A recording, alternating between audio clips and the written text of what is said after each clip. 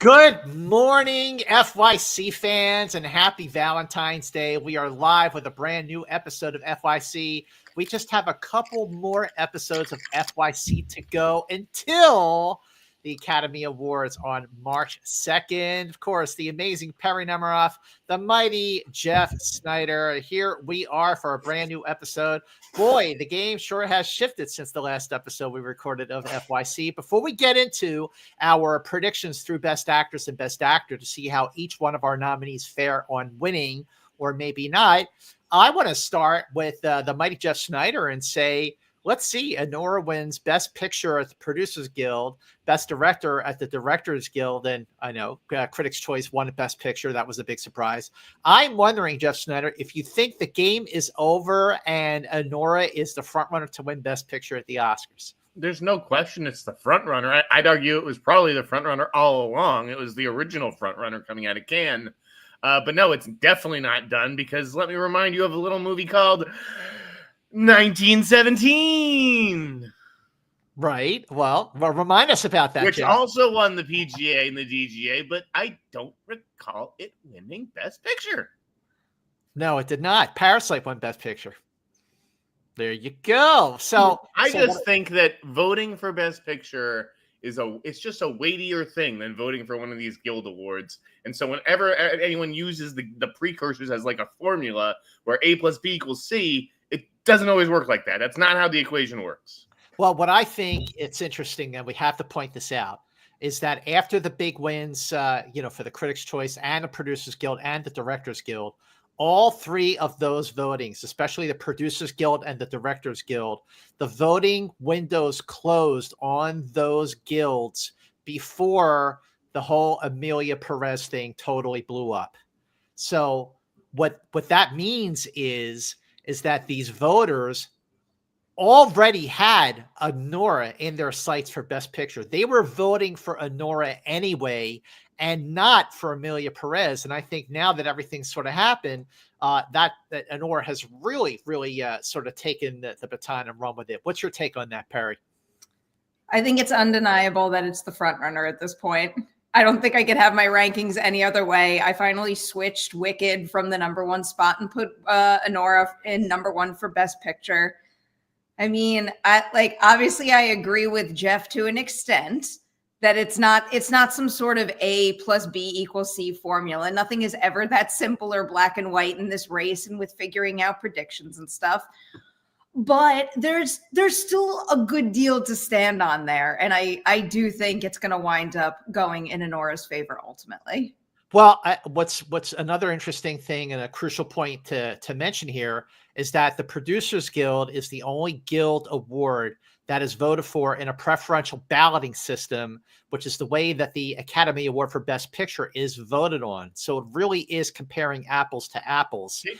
Here's the big thing that I think has been overlooked in all this talk, right? The producers gave it the PGA award. Right. The directors gave it the DGA award. Okay. But this is a movie with 6 nominations, yes. 4 of which are for Sean Baker. The other 2 are for the actors, okay? Correct. In other words, and it's not that the contributions aren't fantastic on their own, but in other words, this is not a crafts movie. This is not a below-the-line movie, really. And I do think that there are other movies on the ballot, whether that's Brutalist, whether that's A Complete Unknown, that do have more support from the crafts, and that can totally change how a preferential ballot vote winds up.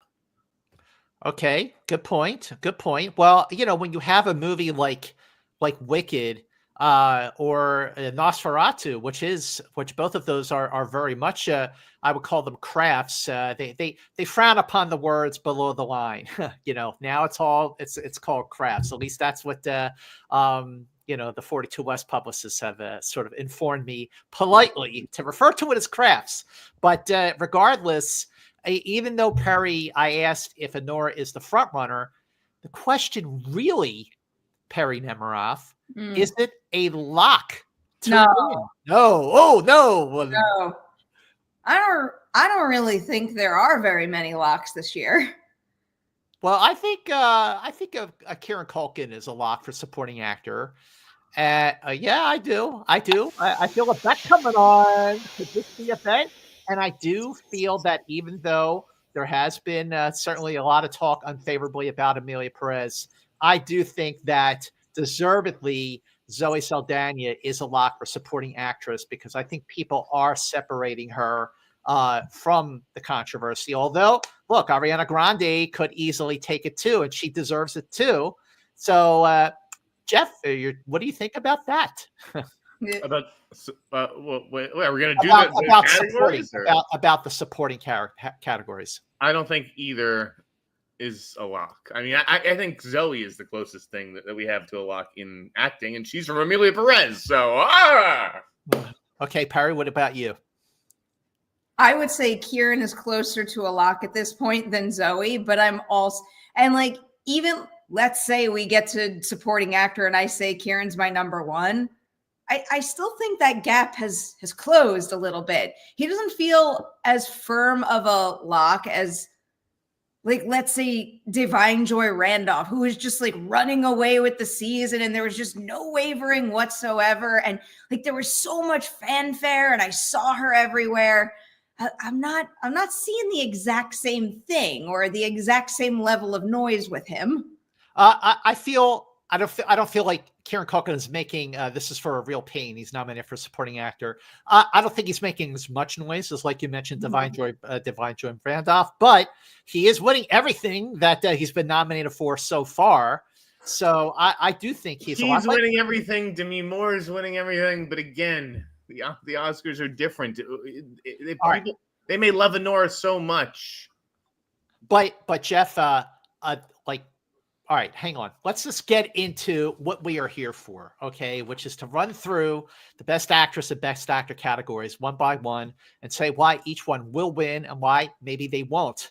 So I'm going to start with the amazing Perri Nemiroff, and I'm going to ask you, Perri, who is your top choice to win for Best Actress, and why will that actress win Best Actress? I still do have Demi Moore as my number one in Best Actress. Like you said, she's been winning all the precursors. I also think she's done one of the best jobs with making the most of her time on stage, just to, I hate this phrasing because it's not what it's about, but the narrative is important, but to bolster her narrative and to basically have it pave the way to Oscar gold. And at this point, there's obviously a next tier where I do think all three of those actresses have a chance, but because it's so close between all of them with who could be my number two now, it's almost making me think that Demi Moore has an even better chance of winning. So she's basically my number one, and then I don't know what to do with my 2, 3, and 4. Okay, Jeff, why would Demi Moore maybe not win the Oscar for Best Actress at this point after all this great momentum and these amazing speeches that she's given that really boost her chances here?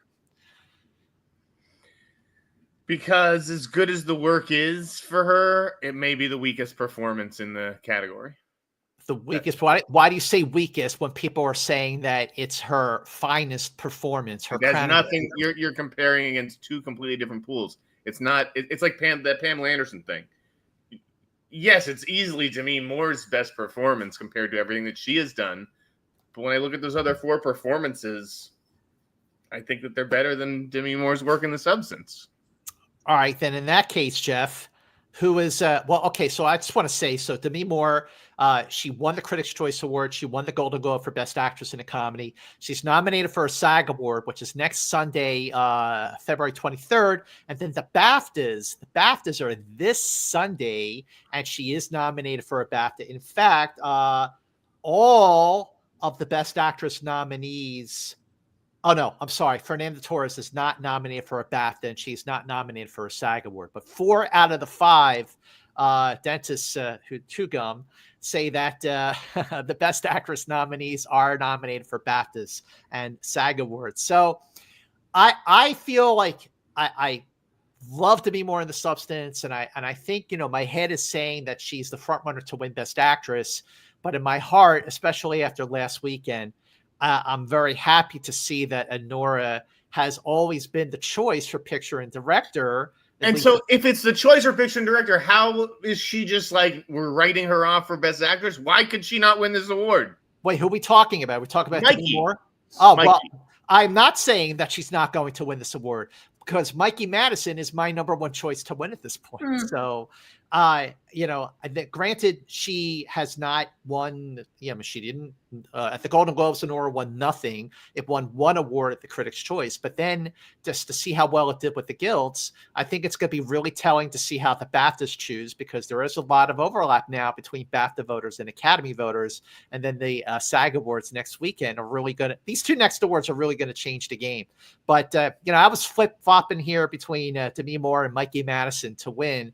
But after last weekend, Mikey went up a notch, and Demi Moore is following very, very, very close behind. But Jeff, why will Mikey Madison win the Best Actress award? Because there's clearly a lot of support for Nora. People really love that movie, and she is the ingenue. Again, I feel like with women, they don't mind giving it to the ingenue, and with men like Timmy, they make you wait. Timothy Chalamet. They don't get, Ryan Gosling did not get it for half an hour. They don't do the ingenue thing for men. They make you wait. Women, you can win it a little bit younger. Okay, Perry, why will Mikey Madison maybe not win the Academy Award for Best Actress? Because Demi Moore is having the better campaign. Okay, but campaign aside, do you think that Mikey has a chance? I do. I think my 2, 3, and 4 all have a chance, and I'm not writing off any of their chances of winning. Okay, but Demi's still my front runner. Is Mikey your number 2? Mikey's my number 3. And I think your number 2 is an actress who is not nominated for a SAG award or a BAFTA award, but she has 3 movies that are nominated for Academy Awards, and that person is. Well, I wasn't listening to the end of your speech, but my order is Demi, Cynthia, Mikey, Fernanda. But again, right. Cynthia, Mikey, and Fernanda are so close in my mind. Okay, I think any of them could really be the number 2, and I must have switched that list like 20 times. All right, so let's talk about Cynthia, since you have Cynthia higher than Fernanda Torres, which I actually thought would be higher on your list because you've been really into that movie all this time. So why will Cynthia win the Academy Award for Best Actress? I just think that I don't want to say everyone and imply that, but most people are sitting there just loving Wicked. And again, I think it's not a situation this year where we have any runaway favorites. And when the race is so close, I do think the most widely loved movie is what's going to tip the scale in a certain film or a certain person, in this case's direction. And she's also all over the place, in the spotlight nonstop. Wicked is fresh in minds. People are still watching the movie. I mean, obviously, Honora is the same, and I'm Still Here has been on the rise. I think it's so close between all of them, and that just makes me even more excited that we don't fully know what's going to happen. Jeff Snyder, theinsnyder.com. Let's hear why will Cynthia Erivo maybe not win the Oscar for Best Actress? Well, I agree with Perry that it is such a close race. I don't think Demi Moore has run away with it like everybody says. Cynthia, if she's not in that movie and it's just an average performer playing Elphaba, not only does that movie not get to where it got, at the box office, it doesn't make fans out of people who weren't fans before, like me. She was incredible. So that's why I think that she could win. I mean, why Cynthia may not win? Maybe people are waiting until the second movie to reward her. I don't know. She certainly has not dominated like the best actress category narrative the way that Demi and Mikey sort of have this season. She hasn't been on all the stops that I feel like everybody else has been making. And then Fernanda could totally win. Okay. All right. So hold that thought. So first of all, Cynthia Erivo, this is actually her 3rd Oscar nomination. She was nominated for 2 Academy Awards for Harriet, Best Actress and Best Original Song. So, and to your point, Jeff, I couldn't agree more about the film Wicked. I had not seen the Broadway show, and I definitely didn't read the book, but the movie made me a fan of Wicked. And it was those last few moments in the film building up to that final moment when Elphaba flies off And it gave me the chills. It gave me goosebumps, and I really was completely blown away by the film, which I gotta say, one of the big moments at the Critics' Choice Awards was when John M. Chu won Best Director, and he wasn't even nominated for an Academy Award. There were three great moments at the CCAs, Perry. One was obviously Kathy Bates winning for Matlock. The other was John M. Chu winning for Wicked, the Best Director, and then Honora winning Best Picture. It was a really, really fun show that there were so many I surprises. also think it was a lovely moment when Jackie Chan got a standing ovation. That made me very happy. Yes. All right. Scott, do you watch Matlock? No, I don't. Do you know anyone who watches Matlock? I don't watch Matlock, but I watch Jason Ritter's videos on TikTok all the time, and I can't stop. Pretty odd how Kathy Bates won an award for a show that no one seems to watch. Well, you're talking about 2 people out of 600, so obviously somebody watched it. Okay, so Jeff, back to Fernanda Torres. I mean, this is an actress who has a huge fan base and support. I had just made one post back during the Oscar nominations that, big surprise, I'm still here for Best Picture. It got retweeted a few hundred times, and it got like 12,000 likes from people who were saying, what do you mean it was a surprise? We saw this coming all along. So, and there are a lot of international and Brazilian voters in the Academy. And Fernanda Torres, who is a Golden Globe winner for Best Actress in a Drama, that was a big surprise. I'm Still Here, nominated for 3 Oscars, International Feature, Best Picture, and of course, Best Actress. So why, I'm going to throw to Jeff on this, why does Fernanda Torres win Best Actress? I think that she has a ton of international support that has shifted over from Carla to potentially her. Good point. And it's like, if the BAFTAs were re-voted on this week, would Carla not get a nomination? Would Fernanda get that nomination? Because that's why I'm like skeptical about her chances without that BAFTA nomination. But maybe if voting were done again, she would sneak in. So I think that she absolutely has a chance. And I'm not ready to write her off. Well, you know what? That 5th slot for the Oscars, I think, was a toss-up between Fernanda Torres for I'm Still Here and Marianne Jean-Baptiste for Hard Truths. So Fernanda Torres got the Oscar nom. Marianne Jean-Baptiste got the BAFTA nom, and she is nominated this Sunday. Perry, I know you're a big Fernanda Torres fan, and you've been championing this film for a while, but why won't she win the Oscar? I want to see it happen so badly, but it just goes, it ties right into the fact that the race is so close. I want to see her win so badly, but I don't know, of these top 4, I'm going to be thrilled to see any of them win, if I'm being completely honest. And that kind of, speaks to why it's such a close race. I like that movie. I've been saying it since the day we kind of started talking about it on FYC. It's one of those movies that, maybe was a little harder to find or wasn't taking up as much of the spotlight at the beginning, but every single step of the way, it's kind of like broadened its fan base and it's upped itself as being a high priority to watch. And it is one of those movies where I feel like it's undeniable when you watch it. As long as people watch it, it's deserving of these awards. So I don't know. I want to see her win. It was a close race. All right. So the final Best Actress nominee, I'm going to throw this to Perry. Why will Carla Sofia Gascon win the Oscar for Best Actress? Nope. No, that's not. Nope. Got it. No, I'm not playing that game. All right, Jeff. Why will Carla Sofia Gascon maybe win the Oscar for Best Actress? Because she is the star of the most nominated movie, and I think that these people are adults. I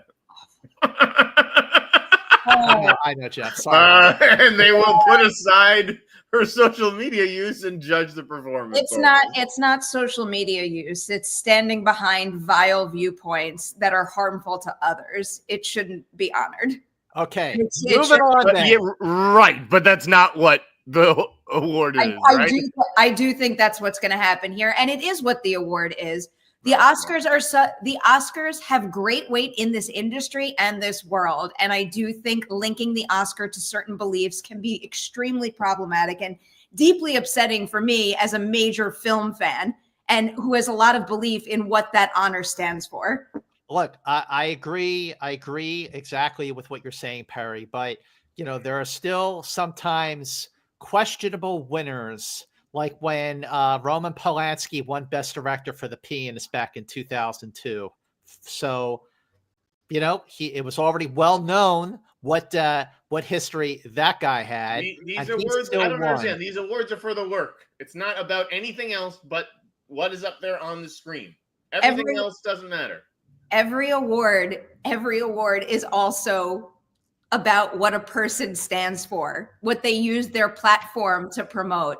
And I do think in particular with the Oscars, where that stage can come with great weight to put ideas and beliefs out into the world, you can't disconnect those two things. The second you honor someone that stands behind certain beliefs, it gives those beliefs a platform, and we cannot do that. Okay, well, the bottom line is she's not winning. So let's move on to Best Actor. Jeff, who is your number one choice to win Best Actor and why? Adrien Brody. Adrien Brody. Lean forward so we can hear you, buddy. Adrien Brody. And why? He gave the performance of the year. Done. Okay. Period. All right, well, he did win the Critics' Choice. He won the Golden Globe for Best Actor in a Drama. He's nominated for a SAG and a Bafta. So, Perry, is there a chance that maybe Adrien Brody doesn't win, and why? I do think there's a chance. I mean, I'm not going to lie right now. He is my number one. He's my front runner at this point. But I do think that there's a lot of love for Conclave. I think it is like I've been saying all along, it's one of the movies in the pack that will also benefit from the preferential ballot voting system. And he's an icon in this industry. And I think he's the perfect anchor for that particular movie. So he's definitely my number two. And I really do believe he's nipping at Adrien Brody's heels right now. Okay, so just to clarify, Best Actor is not voted for using preferential ballot. It's just Best I know that. I'm just saying it's wide. It's a movie that is widely supported, and he is a beloved actor, and those two things work well in his favor. This would be a great bookend for Adrien Brody after winning Best Actor for The Pianist, which I was just talking about, directed by Roman Polanski back in 2002. I too have him at number one. So Perry, I think I know what your number two is. So even though Adrien Brody already has an Oscar, does maybe Ralph Fiennes finally get the career Oscar and, of course, the performance Oscar that he deserves for Conclave? Yes, for those reasons that I just said. I think he definitely. I think he's definitely in the race, and he's right behind Adrien on my list. Well, I think that if he does win the BAFTA this weekend, I feel like he sort of would be the guy to win the BAFTA. At least that would be my prediction. That could tip the scales a little bit, because Oscar voting, by the way, while this episode, since we're doing this live, Oscar voting is happening right now, and Oscar voting polls close on Tuesday the 18th. So, Jeff, why would Ralph Fiennes maybe not win the Academy Award? There's just not a ton of range to the performance. I just watched it again. I mean, it's a good movie. He's excellent in it, but he just kind of walks around the robe whispering the whole movie. So I just don't see it. It's such an internal performance. Yeah, well, we all know how much the voters love that. So yeah, I got Adrien Brody. All right, so real fast. Before we get to number three, Perry, you want to take some super chats? Oh yeah, sure. I am going to the top of the list to Ralph. Since the actors branch within the Oscar body of voters is the largest, do you think the SAG Awards are actually the best precursors to the Oscars? No. I think. Go ahead, Jeff. You answer that. No, because SAG is way bigger than PGA and DGA. So it's. I mean, to me, it's apples and oranges. So, Ralph, the SAG nominations are voted for by a SAG nominating committee, which is about 2,500 SAG members. The SAG winners are voted on by all 140,000, roughly, give or take, every member of SAG, and that's a lot of people. The acting branch of the Academy is made up of about, I would say, almost 2,000 people. So you're comparing 140,000 SAG voters to about 2,000 acting members of the Academy. having said that, I think that sure, the SAG Awards are a pretty good precursor to the Oscars, and I'm really excited to see who wins next Sunday, February 23rd. But people, I mean, maybe the individual awards are decent, but I love when people read into the best ensemble award too much. Yeah, they do. You're right. Yeah, big time. Yeah. You're right. Best acting ensemble is the SAG's equivalent of Best Picture, but it's not Best Picture. I agree. Does matter though.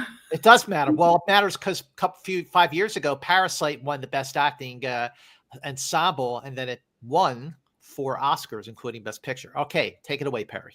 Thomas says, shocked with all the hype for A Complete Unknown, found it generic, and it wasn't even the best biopic last year. Thought Better Man was a better film. Respectfully disagree, Thomas. I loved Complete Unknown, and I liked Better Man. I think Better Man is an ambitious movie. It never found its audience. Perri, what do you think? I liked A Complete Unknown quite a bit. I loved Better Man. If I were choosing between these two movies, I would 100% pick Better Man. How about you, Jeff? Ditto. Where's the lie in this? Where's the line? Where's the lie? Oh, where's the lie? Okay, moving on. We got a biggie from a friend, Mike K. It's always good to see you, Mike. Happy Valentine's Day to you all. Which actor or actress would you love to see accept their award on Oscar Sunday? For me, nothing would make me happier than seeing Coleman Domingo and Demi Moore on that stage. You know what, Mike? First of all, thank you. Great to see you. You're awesome. You've always been a big support on social media. I would love to see Coleman Domingo win. I loved Sing Sing. I can't believe that movie came out a year and a half ago at TIFF, Toronto in 2023. I feel like the best is yet to come for Coleman Domingo. I mean, he's playing Michael Jackson's father in the Michael biopic, and also Nat King Cole. He's playing Nat King Cole. He's directing the movie about Nat King Cole, so he's directing himself. I think that is going to be the one, and he will get his Oscar. And Demi Moore, yeah, I would love to see Demi Moore. I'd love to see Mikey win, but I feel like Demi Moore, like we've been talking about, has a better narrative because this is the first acting performance she's ever been nominated for, and she's been giving just great, heartfelt, genuine speeches. What do you guys think? I love how I'm having a hard time choosing for Best Actress. And Best Actor, I'll agree with Mike. It would make me really happy to see Coleman honored for, I don't know, that performance, just in general, what he's capable of. He's just such a lovely person. I want to hear him get up there and make a speech. I just want like the good feels that I know would come from that. Best Actress, I could find a reason that I would want to see all 4 of those names win. Yeah, right. All right, moving on.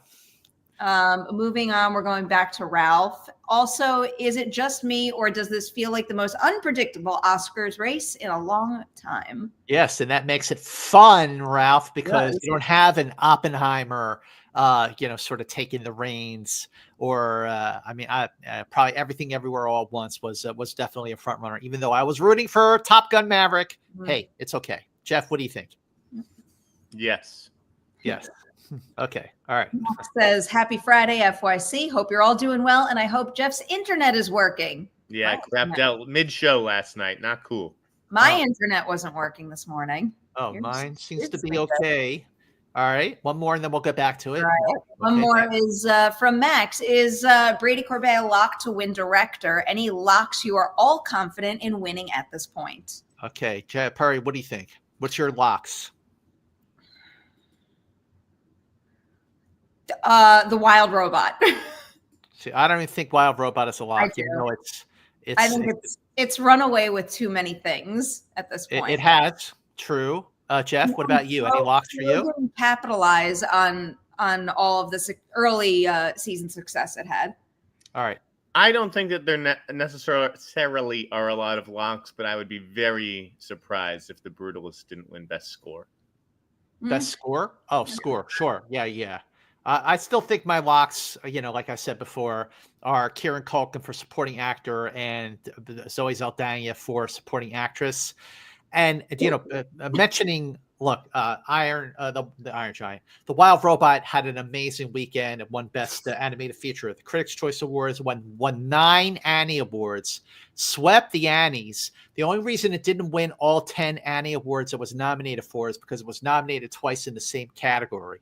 So it won in every category it was nominated for. And then the Producers Guild honored it with a Best Animated Feature. Having said that, Flow is the David versus the Wild Robot's Goliath. And I just think sometimes, you get an underdog movie like Moonlight over La La Land, like The Hurt Locker over Avatar.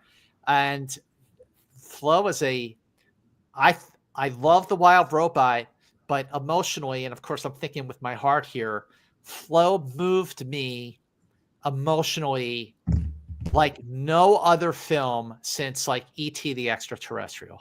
I was bawling like a baby. Like I watched it in theaters. I watched it at home a couple times. And every time I watch it, I get so emotional. So if more people are discovering that movie, they might, the Academy of Voters might go with, you know what? That guy did so much with so little. And look how effective it was. Jeff, you're like shaking your head like no fucking way. You just said that Flow was the most emotionally effective movie since E.T. That's right. That's what I said. That's exactly what I said, and I fucking stand by it, buddy boy.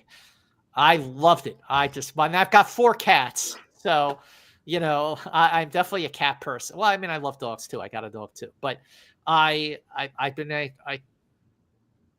look, you're probably right. Wild Robot is going to win animated feature, but I would not be surprised if there was an upset there. So we will see. All right, let's get back to it, shall we? Number 3 on the list. Jeff, what do you got?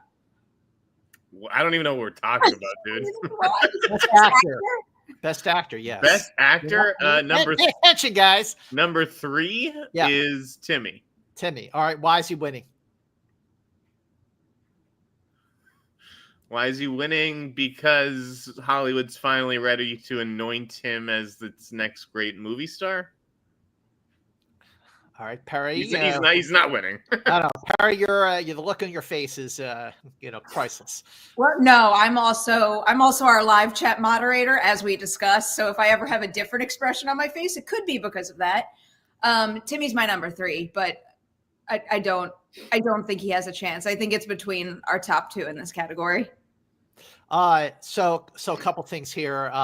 Son of the Mask. Chris is saying Son of the Mask is the most emotionally effective movie I've seen since E.T. I'm just calling this out because Chris, Son of the Mask, whenever I'm asked what is the worst movie you've ever seen, Son of the Mask is the movie I always mention as the worst movie I've ever seen.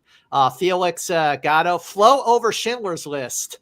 Warhorde's Boy, what a stacked year for animated movies. I agree. All 5 movies nominated for animated feature are fantastic. I mean, I think this is the strongest list of 5 animated feature nominees I think we've ever seen. All right, let's get back to it here. New comments. All right, so I think Timothée Chalamet was fantastic as Bob Dylan in A Complete Unknown.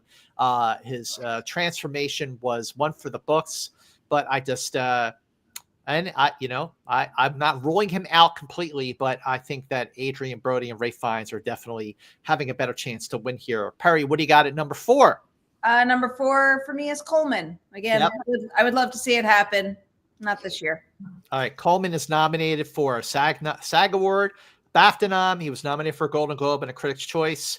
Like I mentioned before, I think he will win. He was also nominated last year for Rustin. So I feel like, at this time next year, we're going to be talking about another Oscar-nominated performance from Coleman Domingo. The guy's on fire, and he's an Emmy winner for Euphoria, guest actor in a drama series. Jeff, why won't Coleman Domingo win? Not enough people saw Sing Sing. Not enough people saw Sing Sing. All right, Jeff, I'm going to throw to you on this one. Sebastian Stan in a movie that you've been championing for like 4 or 5 months now. The Apprentice, playing Donald Trump. He's nominated for a SAG Award. He won a Golden Globe for A Different Man, Best Actor in a Comedy. What do you think about Sebastian Stan's chances of winning? Meaning, which would be like really friggin' wild. Yeah, I don't think they're very good. I don't see anybody endorsing his portrayal of Trump as good as it was. Yeah, I just don't see a lot of people engaging with that movie, and obviously it has a small distributor, so it didn't get a huge blowout. All right, Perry, Sebastian Stan, why won't he win?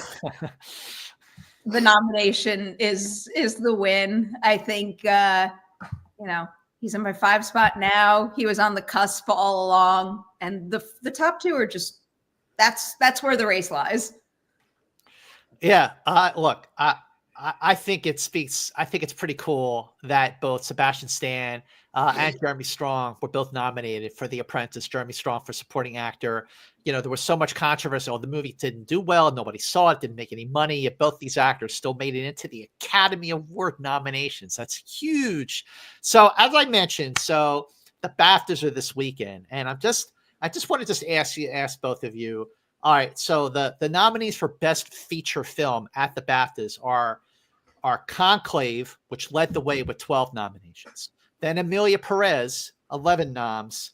Then The Brutalist, Anora, and A Complete Unknown. Jeff, what do you think is going to win the BAFTA award for Best Picture? I have no idea. Conclave? Okay, I know you're going like this, but I actually think that Conclave has a really good shot to win the BAFTAs. And Perry, I think you agree with me on this. Here's what I was going to go for. Conclave, probably at this point, maybe Anora right behind. Yeah, I think Conclave will have a better turnout with some wins at the BAFTA Awards. And again, because this is happening right in the middle of Academy voting, that may have voters who have not decided on their picks yet, voters who didn't vote yet, maybe it might sway them. But I think for Best Feature Film at the BAFTAs, I think Conclave has probably the better chance of winning. But I'm rooting more for Anora because, but who knows there. But what about just, one more thing, Best Director? The nominees at the BAFTA Awards are Anora, Sean Baker, The Brutalist, Brady Corbet, Conclave, Edward Berger, Dune Part 2 for Denis Villeneuve, Jacques Audiard for Emilia Perez, and Coralie Farge for The Substance. Perry, do you have any prediction?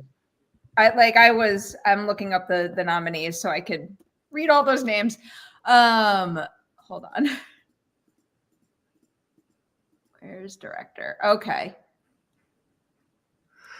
I think it's probably down to, because of the snub, I'm kind of crossing Edward Berger off the list. I think it's going to be Sean Baker and maybe Brady for number 2. All right. Okay. For Best Director, Jeff, any thoughts on who might win Best Director at the BAFTA Awards? Brady Corbet. Brady Corbet. All right. I feel like because of the snub at the Oscars, Perry, I feel like Edward Berger has a strong chance to win Best Director at the BAFTAs. Anyway, just wanted to just sort of throw those out. Let's take a couple more super chats and we will call it a day. Okay. Don't we have other categories to do? What are the supporting categories? No, I just said lead. We're doing lead. We're not doing supporting. We'll do supporting next week. How many weeks we got left? What are you talking about? Well, we got next week leading up to the SAG Awards, and the week after that, we're going to do our final predictions. That's the schedule. Okay. What about, okay. Okay. Ewok, my take, I think Moore and Brody are way out front. I think Zaldana is slightly ahead of Grande. And while Culkin is currently the favorite, I think Norton is coming on strong and could overtake him. Yeah, I agree. Walk about Saldana being slightly ahead of Grande. Maybe look, that would be a great upset if Edward Norton came on as Pete Seeger and won supporting actor for Complete Unknown. Everybody loves A Complete Unknown as much as I hear they do. Well, Complete Unknown just passed $100 million worldwide at the box office. I know, Jeff, you always shoot me down when I talk about box office, but I think it's a lot of people have now seen A Complete Unknown. Perry, what do you think? He's just so good in that movie too. There's just like Pete Seeger just like radiates warmth. I feel like he's one of the characters in the movie, as presented in the movie, that stuck with me the most because of that. So I wouldn't be surprised if he's high on everyone's mind. Okay, who else we got, Perry? Mike says, do recent events help or hurt Sebastian Stan? That's a great question. I think it's a little bit of both. I mean, you could have, I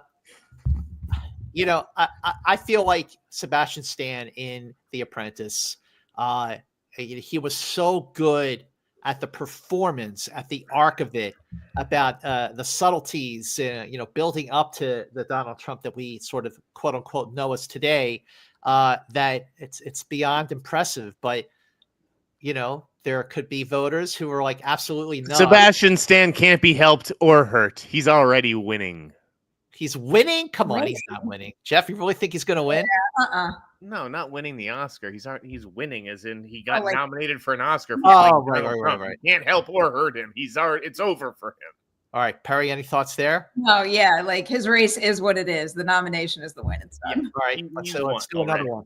All right. I'm all in on Honora, my #1 movie of the year, but I would love to see Coralie win director as well. That would be amazing.